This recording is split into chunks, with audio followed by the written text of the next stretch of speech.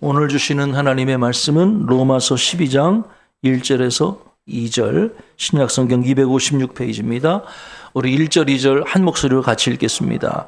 그러므로 형제들아, 내가 하나님의 모든 자비하심으로 너희를 권하노니 너희 몸을 하나님이 기뻐하시는 거룩한 산 제물로 드리라. 이는 너희가 드릴 영적 예배니라. 너희는 이 세대를 본받지 말고 오직 마음을 새롭게 함으로 변화를 받아 하나님의 선하시고 기뻐하시고 온전하신 뜻이 무엇인지 분별하도록 하라. 아멘.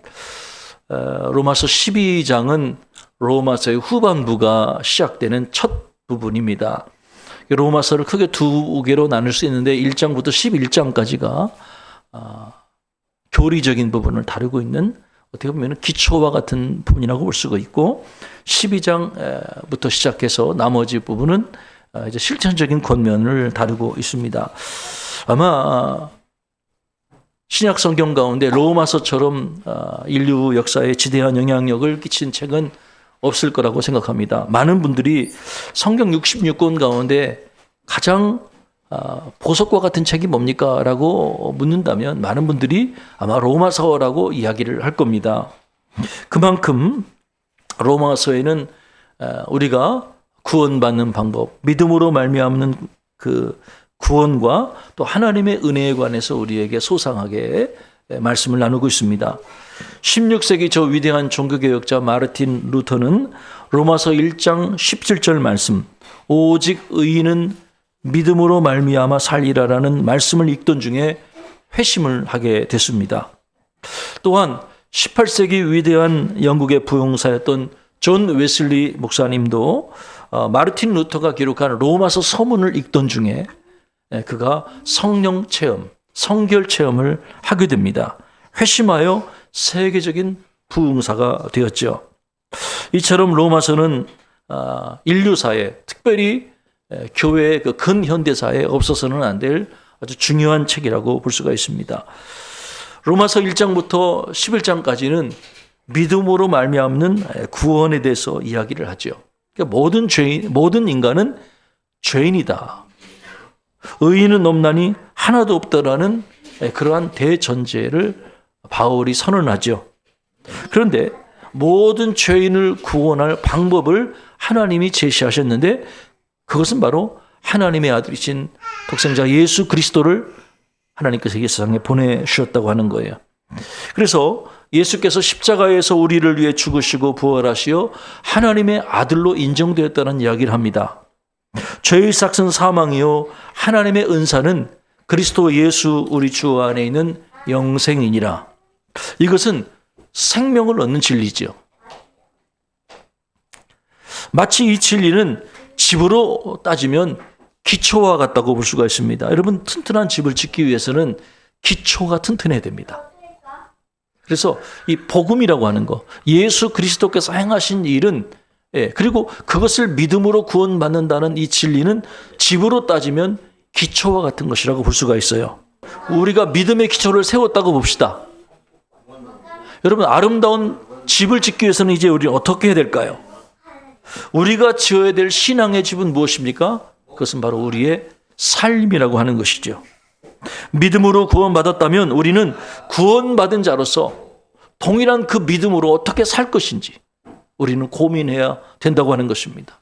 그러니까 믿음이라고 하는 것은 우리가 구원받기 위해서만 필요한 것이 아니라 구원받은 이후에 믿음으로 살아내기 위해서도 믿음이 꼭 필요한 것이죠. 그래서 이 구원받는 믿음과 믿음으로 사는 삶은 별개 두 개의 것이 아니라 하나라고 하는 것이에요. 마치 동전으로 따지면 동전에 앞면과 뒷면이 있는 것처럼 믿음으로 구원받는 것뿐만 아니라 구원받은 이후에 믿음으로 사는 삶도 어떻게 보면 둘이 아니라 하나인 것이죠. 이처럼 믿음과 삶의 균형은 우리 그리스도인들이 고민해야 될 문제고 또 우리에게 꼭 필요한 문제라고 할 수가 있습니다. 자, 그렇다면 구원받은 우리는 어떻게 살아야 할까요? 자, 1절에서 바울은 다음과 같이 권면하고 있습니다. 우리 1절 말씀 우리 한번 같이 읽어보십시다. 그러므로 형제들아 내가 하나님의 모든 자비하심으로 너희를 권하노니 너희 몸을 하나님이 기뻐하시는 거룩한 산제물로 드리라.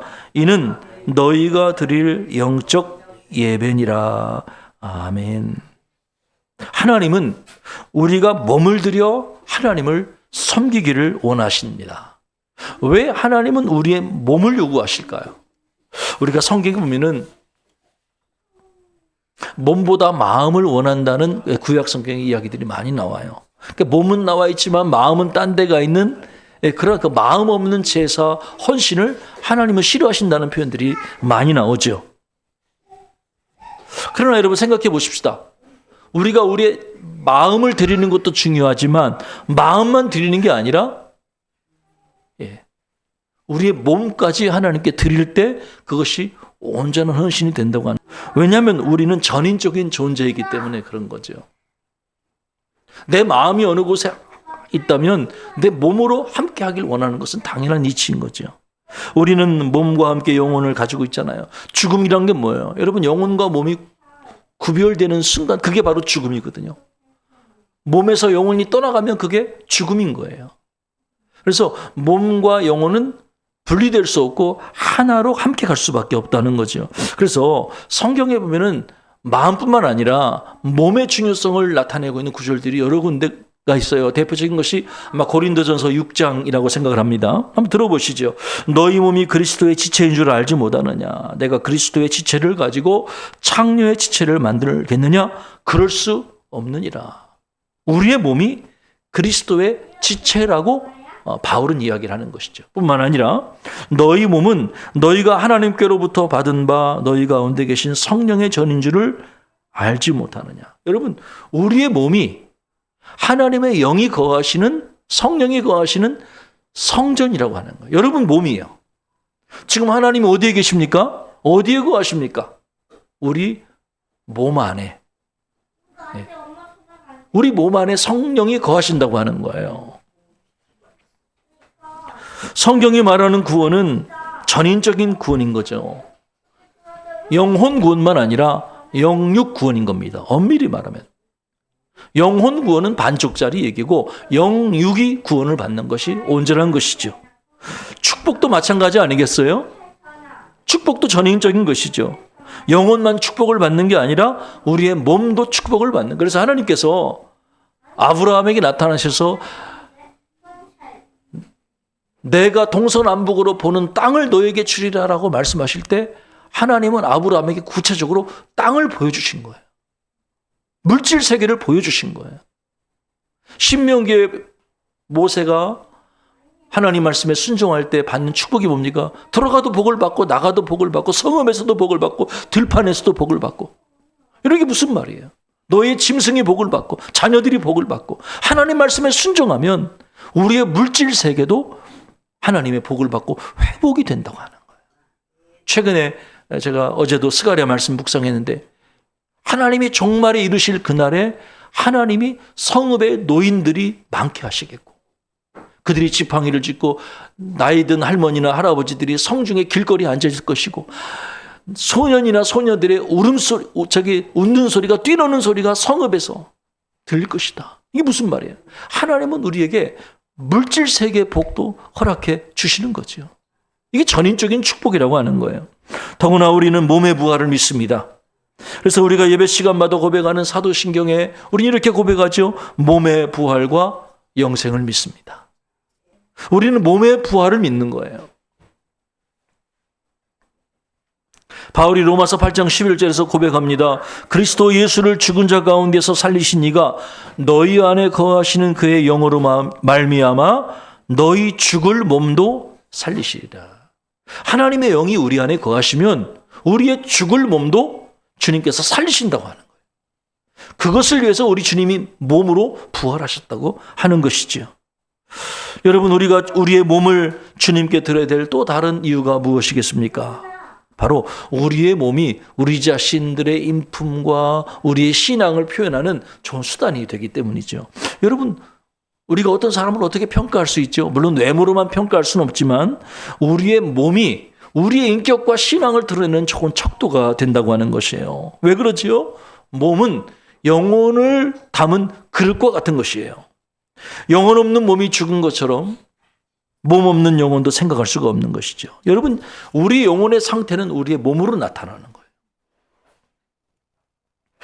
우리가 슬퍼하면 울지요. 기뻐하면 웃지요.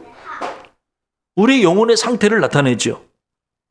어떤 사람의 몸이 바르고 사랑이 충만하고 열정적으로 헌신한다면 그의 영혼이 지금 하나님과 바른 관계를 맺고 있다고 볼 수도 있는 거죠. 반대로 어떤 사람의 몸이 누추하고 욕설을 하고 그 안에 정욕적인 삶의 모습들을 드러낸다면 지금 그의 영혼이 하나님과 바른 관계를 맺지 못하고 있는 것도 우리가 알 수가 있는 것이죠.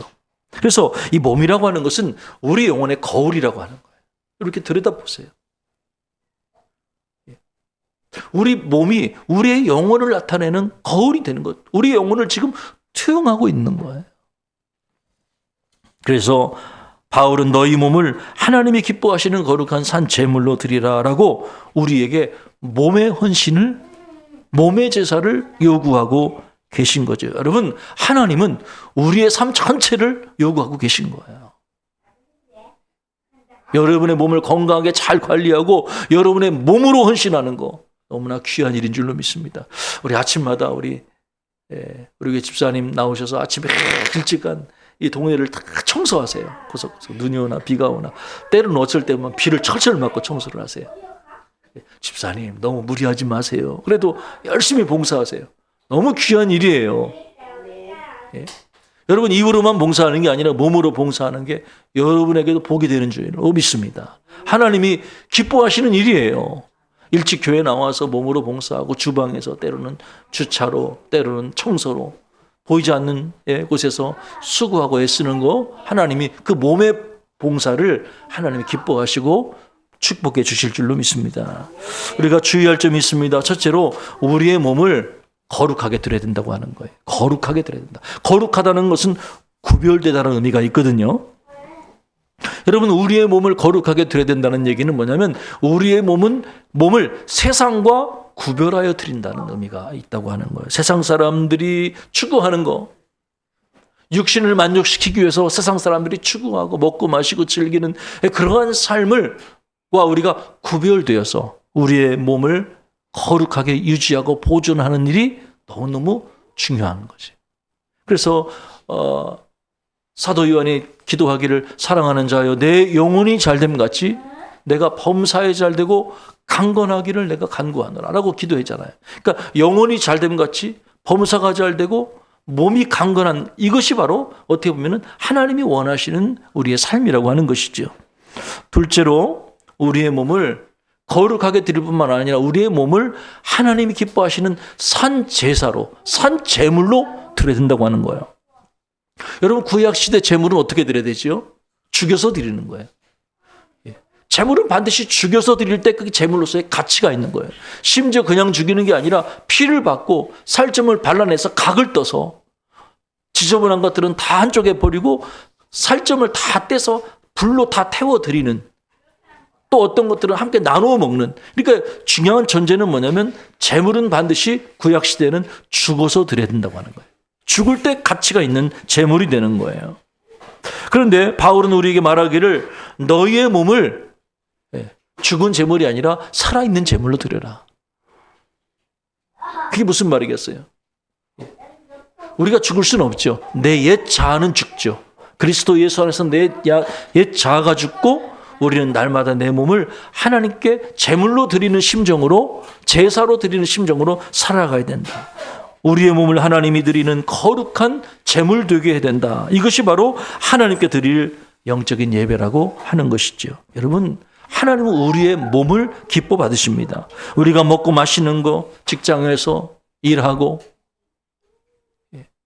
또 우리에게 맡겨진 일을 최선을 다해서 전문성을 가지고 이 일을 잘 감당해서 다른 사람에게 유익을 주고, 그리고 퇴근 이후에는 또 집에 와서는 가족들과 돌보고 대화하고 먹고 마시고 또 자고, 오래간만에 친구와 만나서 커피를 한잔 마시면서 오래간만에 대화를 나누고. 여러분 이 모든 것들이 우리 일상이잖아요.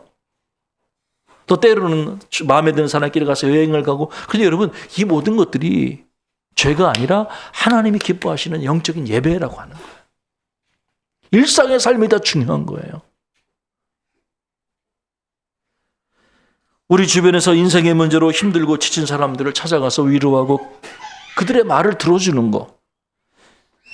그리고 보이지 않는 곳에서 목마른 자들에게 냉수 한 그릇을 주는 심정으로 그들을 섬기는 것도 하나님이 기뻐하시는 예배라고 하는 것입니다.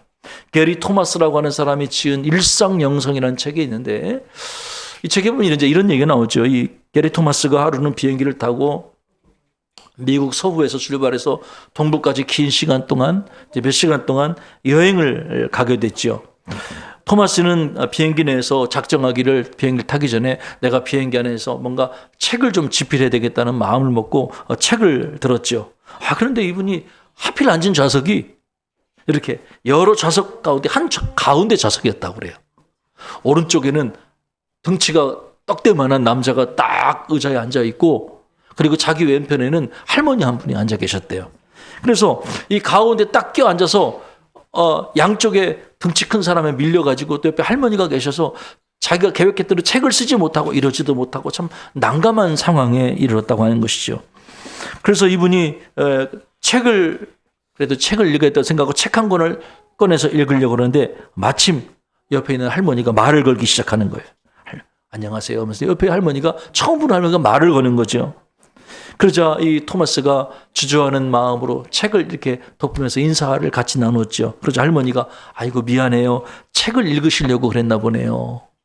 아니에요. 말씀하세요. 괜찮아요. 말씀하세요. 토마스가 얘기합니다. 그러자 이 할머니가 그런 얘기를 하는 거예요.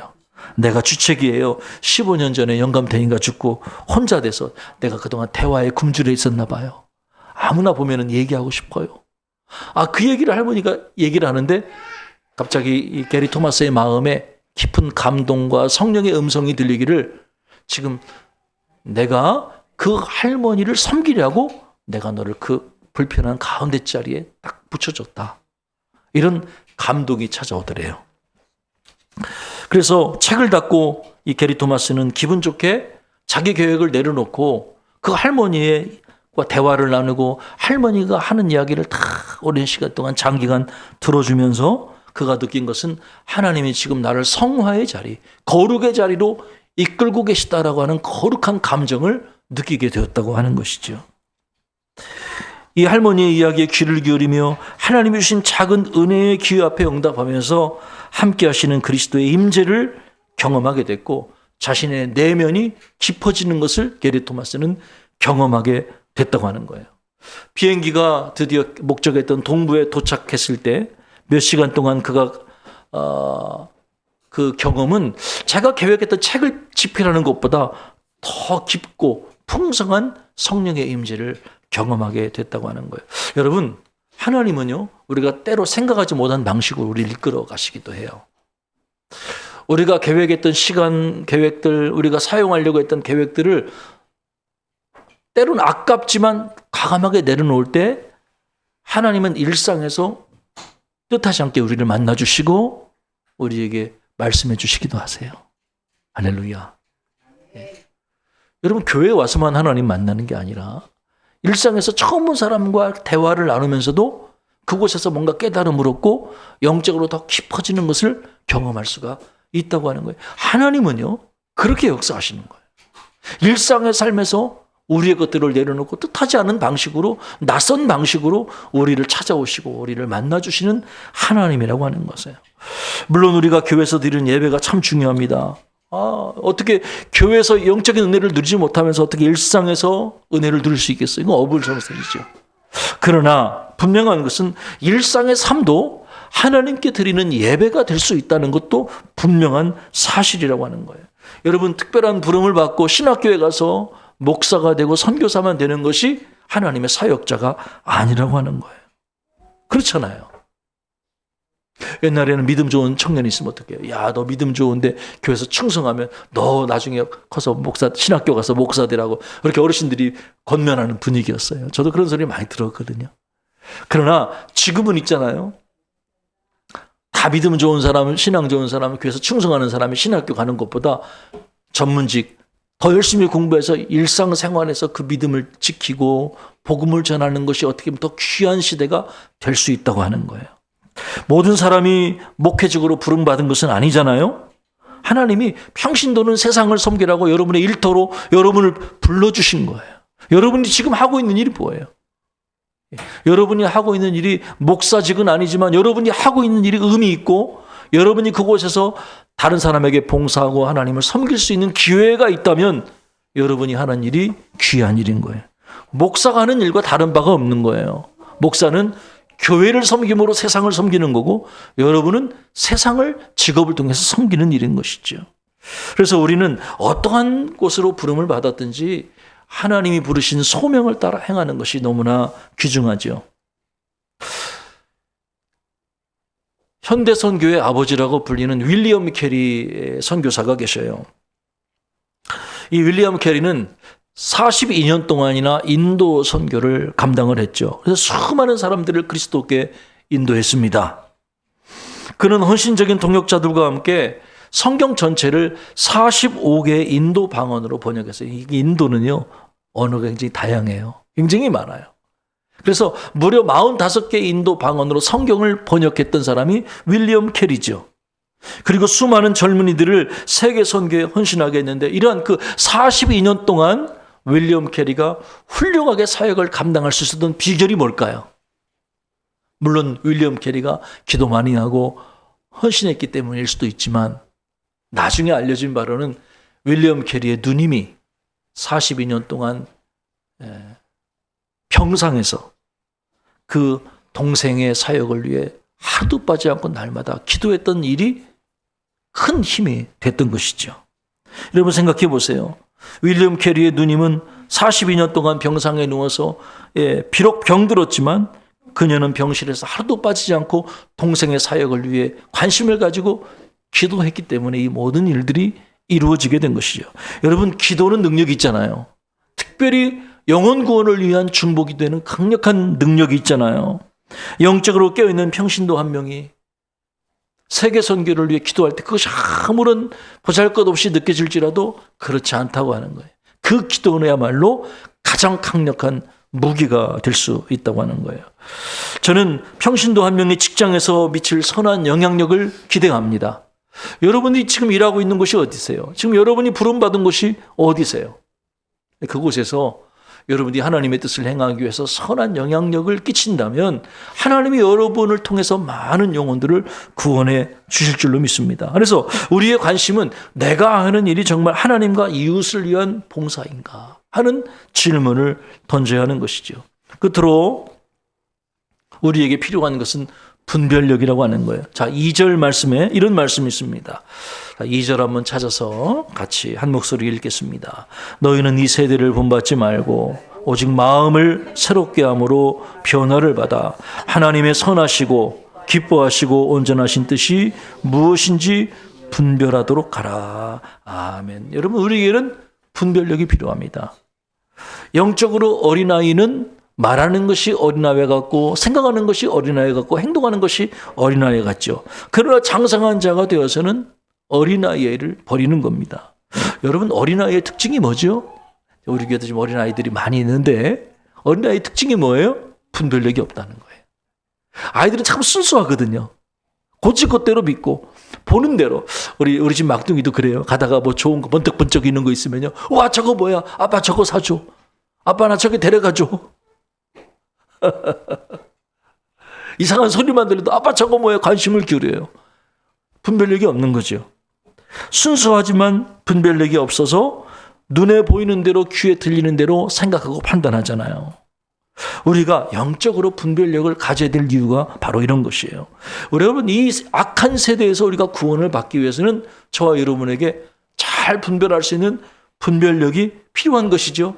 그러기 위해서 우리에게 필요한 게 뭐예요? 이 세대를 본받지 말아야 된다고 하는 거예요. 이 세대가 뭐냐면 여기서 세대라는 거는 하나님의 말씀과 반대되는 세상의 가치관들을 의미하는 거예요. 세속주의, 또 쾌락주의, 물질 만능주의, 혼합주의. 우리는 하나님이 기뻐하지 않는 문화와 가치관에 대해서 거부할 수 있어야 돼요. 그리고 그 다음 필요한 것은 뭐냐면 우리가 마음이 새롭게 변화가 되어야 한다고 하는 거예요. 어떻게 우리가 새롭게 변화될 수 있을까요? 말씀과 기도로 깨어 있어야 된다고 하는 거예요. 하나님 말씀이 우리의 삶의 기준점이 되어야 된다고 하는 거예요. 여러분, 이 세대를 본받지 않기 위해서는 우리가 뭔가 기준점이 필요하잖아요. 우리가 선과 악과 잘못된 것과 올바른 것을 우리가 어떻게 하나님의 뜻을 어떻게 분별할 수 있겠어요? 결국은 우리가 말씀과 기도를 통해서 하나님과 친밀한 관계를 맺어야 된다고 하는 거예요. 그때 우리에게 영적인 분별력이 커질 수밖에 없다고 하는 거예요. 그래서 우리는 날마다 성경을 가까이 하고 성경을 읽고 묵상해야 되겠죠. 그래서 거룩한 삶의 습관을 길러야 되는 거예요. 영적 지구력을 키워야 되는 거예요, 여러분. 영적인 성장의 과정은 굉장히 더디고 고된 거예요. 하루아침에 일어나지 않은 거예요. 여러분, 믿음이 성장하기 원하시잖아요. 그러려면 영적인 근육을 키우셔야 돼요. 성경을 읽고 기도하는 습관을 통해서 여러분이 영적인 근육들을 키워나갈 때 여러분이 성장하는 거예요. 그건 굉장히 고되고 느린 작업이에요. 그러나 우리가 반드시 수행해야 될 작업이라고 하는 것이죠. 내 영혼이 건강해야 다른 하나님의 일을 감당할 수 있잖아요. 제가 존경하던 이재정 선교사님이 계십니다. 지금은 이제 이 선교사님이 코로나 기간 몇 년 전에 먼저 주님 품에 안 계셨어요. 고 이재정 선교사님은 인도네시아 선교 1세대로서 인도네시아 선교를 위해 정말로 헌신하시다가 마지막 인도네시아에서 마지막 숨을 거두셨던 순직자이시죠.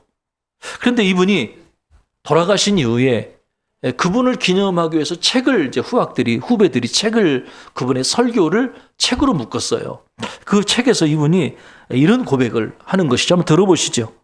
선교지에서는 늘 흥분되는 일만 일어나지는 않습니다. 선교사에게는 여러 가지 상황이 있습니다. 개종하는 사람이 생기기도 하고 병이 낫는 사람이 생기기도 하고 그리고 때로는 아무런 일도 일어나지 않거나 아무 일도 할 수 없을 때도 있습니다. 여러분, 선교지에서는 모든 것이 불안정한 거예요. 선교사에게는 후원하는 교회나 교인들에게 선교 편지로 하는 일을 알릴 의무가 있고 기도를 부탁할 의무가 있습니다. 그런데 선교사에게 아무 일도 일어나지 않는다면 선교사는 선교 편지에 쓸 거리가 없어집니다.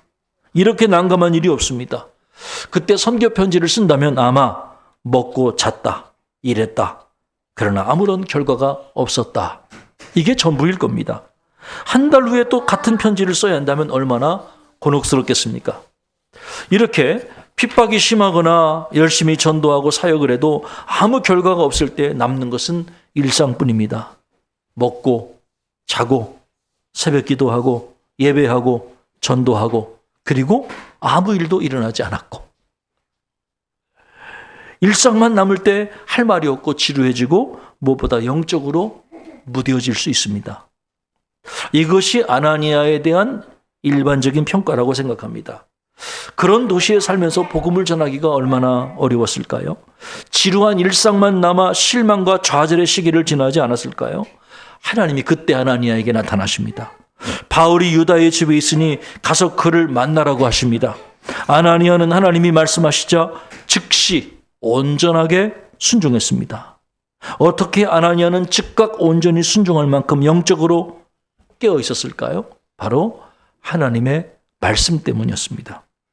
요즘 같은 코로나 사태로 억압되고 제한된 삶에서 할 것이 별로 없고 갈 곳도 마땅치 않아 보여도 아나니아에게는 흥분된 일도 교제도 아무것도 없었습니다. 그래도 가지고 있는 하나님의 말씀을 날마다 먹고 그 말씀의 주인공이신 하나님과 깊은 교제를 누렸습니다. 여러분, 고 이재정 선교사님 이야기를 듣고 뭘 느끼셨어요? 우리가 일상에서 뭔가 대단한 일을 하나님을 위해서 대단한 프로젝트나 대단한 헌신 봉사를 하지 못할 상황이더라도 중요한 것은 우리가 매일 성경을 읽고 기도하면서 하나님과 친밀히 동행하는 것이 너무너무 중요하다고 하는 거예요. 어쩌면 그 시간이야말로 우리의 영적인 근력을 키우기에 가장 적합한 시간이라고 하는 거예요. 그런 것 같아요. 뭔가 대단한 이렇게 사역이나 프로젝트를 앞두고 있으면 우리의 온통 관심이 그 일에 있어요.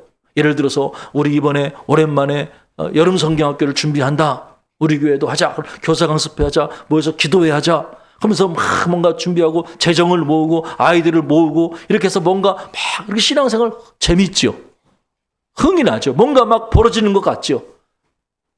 그런데 우리의 관심은 온통 눈에 보이는 일에 쏠리기가 쉽다고 하는 거예요. 그러나 아무것도 할 수 없는 그때 하나님 말씀을 읽고 기도하면서 견뎌내고 주님과 동행하는 그 시간이야말로 우리의 영적인 근육을 키워내는 아주 귀한 시간이 되는 겁니다. 지금 여러분들이 그런 시간을 보내고 계신 거예요. 이제 말씀을 맺고 싶습니다. 여러분의 영혼이 구원을 받으셨습니까? 그렇다면 여러분의 몸도 구원을 받아야 됩니다. 여러분의 몸이 구원을 받았습니까? 그렇다면 여러분의 삶도 구원을 받아야 합니다. 하나님의 구원은 영과 몸과 삶의 전인적인 구원이기 때문에 그렇습니다. 우리의 구원은 반드시 삶의 구원으로, 삶의 변화로 이어져야 합니다. 여러분의 삶 전체를 하나님이 기뻐하시는 거룩한 산제물로 하나님께 드리십시오. 말과 뜻과 행실을 하나님 앞에 거룩하게 드리십시오. 구별되게 드리십시오. 분별력을 가지고 하나님의 말씀과 기도로 여러분의 영적인 분별력을 가지고 하나님이 기뻐하시는 것이 무엇인지를 늘 추구하며 하나님 앞에 나아가십시오. 제가 가장 어떻게 보면 저한테 깊은 감동을 주는 예화는 나침반 예화예요. 혹시 여러분 나침반 갖고 막 운동장 뛰어본 적 있으세요? 저 있거든요. 초등학교 때 동그란 나침반을 손에 짚고 막 초등학교를 뛰었어요. 어떻게 되나 보려고. 나침반 그 빨간 바늘이 N자 북쪽을 향해서 가다가 막 흔들립니다. 뛰면 방향을 새로 잡느라고. 그런데 내가 딱 서면 흔들려도 다시 정확하게 N쪽 북쪽을 향해 나침반이 빨간 표가 서게 됩니다. 우리의 일상이 그런 거예요. 여러 가지 복잡한 일, 또 혹은 우리가 영적 침체의 죄로 인해 무기력 때문에 우리의 신앙이 막 갈피를 잡지 못하고 흔들릴 수 있지만 분명한 것은 항상 우리는 어디를 향하냐? 주님을 향해 나가야 된다고 하는 거예요. 우리의 믿음의 푯대를 주님께 딱 고정할 수 있도록 우리는 그렇게 이끌림 받아야 된다고 하는 거예요. 사랑하는 여러분, 여러분의 삶이 하나님께 드려지는 거룩한 제물 되어지기를 주의 이름으로 축복합니다. 그래서 정말 우리가 이 세대의 영적인 분별력으로 악한 것들을 분별하고 지극히 선하고 하나님이 기뻐하시는 것이 무엇인지를 분별하며 그 일 가운데 우리의 삶을 헌신하는 귀한 삶이 되어지기를 주님의 이름으로 축복합니다. 그러면 하나님이 우리가 하나님의 뜻을 행하면서 그렇게 잠잠히 바라보며 하나님의 뜻에 순종하며 나갈 때 하나님 우리에게 아나니아에게 주님이 사울을 붙여주셨던 것처럼 하나님께서 우리에게 만날 만한 자, 하나님의 일에 귀하게 쓰임받는 결정적인 순간들을 하나님께서 우리에게 허락해 주실 줄로 믿어요. 만남의 복으로 허락해 주실 줄로 믿습니다. 그래서 하나님의 귀한 역사에 쓰임받는 저와 여러분 되기를 주님의 이름으로 축복합니다. 기도하겠습니다. 하나님, 우리의 몸을 하나님의 기뻐하시는 거룩한 산제물로 주님께 드리기를 원합니다. 우리가 이 세대를 본받지 말고 오직 마음을 새롭게 함으로 변화받기 원합니다. 하나님의 기뻐하시고 온전하시고 선하신 뜻이 무엇인지 분별하기 원합니다. 주님 말씀과 기도로 우리가 분별력을 키우게 하시고 주님과 동행하는 귀한 삶을 살도록 인도해 주셔서 우리의 몸이 하나님께 드려지는 거룩한 산제물 되게 하옵소서. 예수 그리스도의 이름으로 간절히 기도하옵나이다. 아멘.